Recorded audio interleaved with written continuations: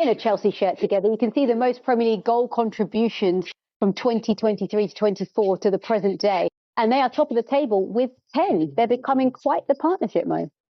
Yeah, they are. I mean, and it's understandable, you know, Jackson playing as the main focal point now. And of course, we all know what Cole Palmer's all about. I mean, he's just been incredible last season. He was absolutely brilliant. So that is a lethal combination in there for Chelsea. And they'll want to keep that continuity. That's a team that, yes, they've got a big squad. Yes, they've got people to come in and change the team if they're struggling. But I think in the main, you know, the manager now has got a nucleus of the players he wants to start. And of course, he's not going to change much if they keep winning as emphatically as they did today. That was a good performance today.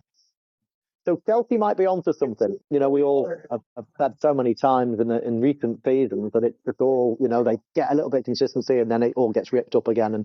But all of a sudden, you know, it's been a really impressive start to the season. They've been beaten by Manchester City. That's no problem there. I mean, most teams do. Apart from that, they've been pretty much. They have. Even looking at the goals, and you see, you know, Nicolas. I can't remember being one percent. I ain't like that ever. No, I can't remember the amount of times I've seen actually running back with his own goal. You know, it's probably he's never probably played this before. You know, I think with him, you know, you can. But it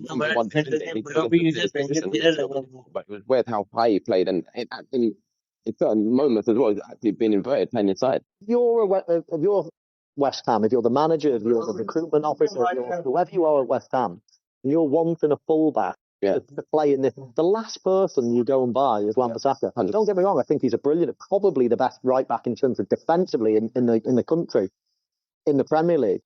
But if you're going to ask somebody to get up wide and high and come inside and start playing, you know, central as well, then I don't know why you would get Wan-Bissaka. That's not his game. His game is plugging the gaps, is not letting anything pass. He's a brilliant defender. He's not brilliant going forward. Yet they utilise him in totally the wrong way. It's a very strange buy if they're going to utilise him like that. Yeah. Okay, let's now analyse Chelsea in transition. What did you notice about this, Michael?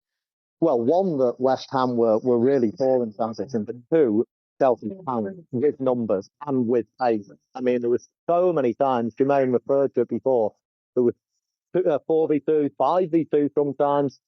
They could have scored so many more, particularly in the second half. And I get it. You know, West Ham are trying to get back into the game. They're going to commit a few bodies forward. But look at that. That's 3v1, that one. I think if you are going to do, sometimes a lot of teams, they're actually more vulnerable when they've got the ball. And that means as soon as that ball changes hands, as soon as the ball turns over, you have to sense danger. And I think Chelsea, it was like every time the ball broke down, the transition was so quick and fast and efficient, and it got into the areas. That's where the goals come from. But in terms of West Ham, I think if you are going to play that way, sometimes the balance behind the ball is got to be important. Because as soon as you lose possession, they're so vulnerable to the counter attack, like you've seen today.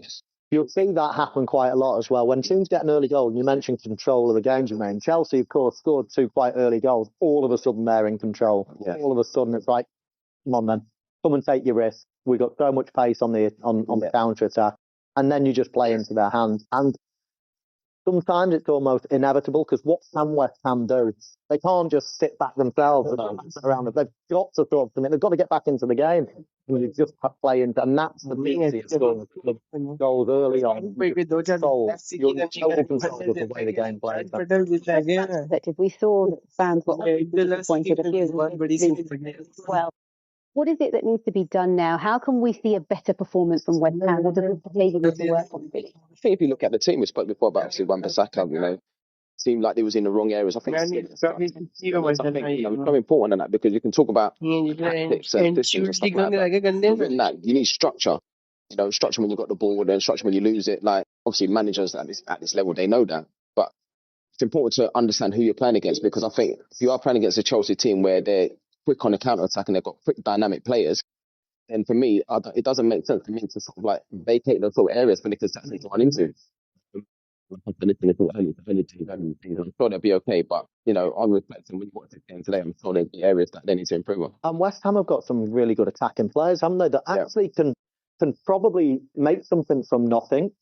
I think last season and previous seasons under David Moyes, it was quite boring and quite structured, and you know, you would love a fullback to go and join just to help out the attack a little bit. Actually, now I'm thinking, do you know what?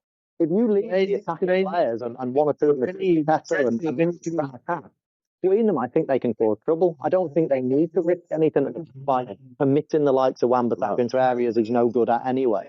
So I think it's quite a strange balance at the moment. But I think they've got the players there. He's just got to shuffle his pack in the right way, tactically, nail it a little bit better. But in terms of players, I think they've got plenty of them and plenty of quality to do okay. They have got, and they've got a lot of good players in that wing position, haven't they? They've got good wingers, as have Chelsea. Let's just wrap this up talking about Chelsea for a moment, because it has been a really big win and quite a statement today. They will take a lot of confidence from this. I think so. I think winning like that and, winning the game early, getting it done early. And then you look at, full control, the way they played from the beginning with the intensity and without the ball. The goals they scored, the power they brought on. I mean, when you score 2 goals as the number 9, you come off after an hour, to bring someone else on, then you know there's something there. But I think it is a statement. There was a lot of noise around this manager coming in, So, and for me, sky's the limit for Chelsea. And actually, many would have said that this performance might have come a little bit later on in the season. The fact that, there's been so much envy to fight. Morocco will be absolutely delighted. I mean, a clean sheet. You centre forward. Goals, getting so many players onto the pitch as well. So you happy. We all I mean, it couldn't really have gone any better. As I say, you can tick so many boxes for Maresca tonight. And for that type of performance to come so soon, that's the benchmark now. We move